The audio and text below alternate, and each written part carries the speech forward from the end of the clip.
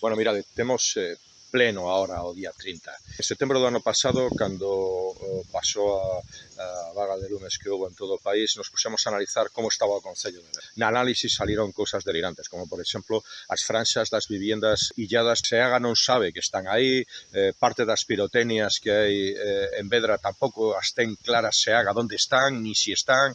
É dicir, o noso propio plan de antiincendios, o plan director, tampouco recolle parte das pirotecnias que temos. Bueno, sobre o papel todo está moi ben, pero era unha catástrofe. De tal maneira que en setembro do ano pasado solicitamos ao Concello que solucionara eses problemas, fundamentalmente que as franxas de protección das viviendas que están illadas que constaran, gastemos nos na nosa plan director, pero non no de Seaga, polo tanto, temos un problema, e logo que as pirotecnias que se recollan tanto no plan director como no de Seaga, por moito que a Guardia Civil saiba onde están, e logo pedimos un plan de actuación en condiciones que nos permita facer o traballo de base previo a que aconteza algo.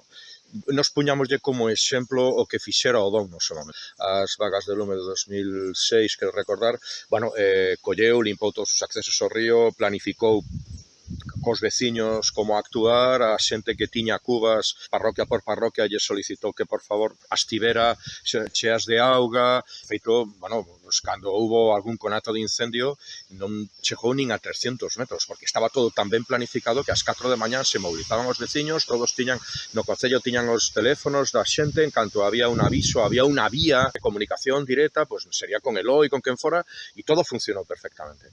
Todo ese traballo de base está sin facer en Vedra. Entonces presentamos unha moción pola vía de urxencia para defender este venres que recolle todo eso.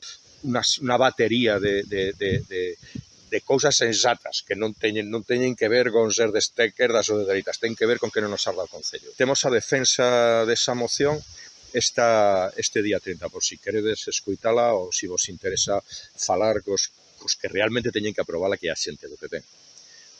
Saúde.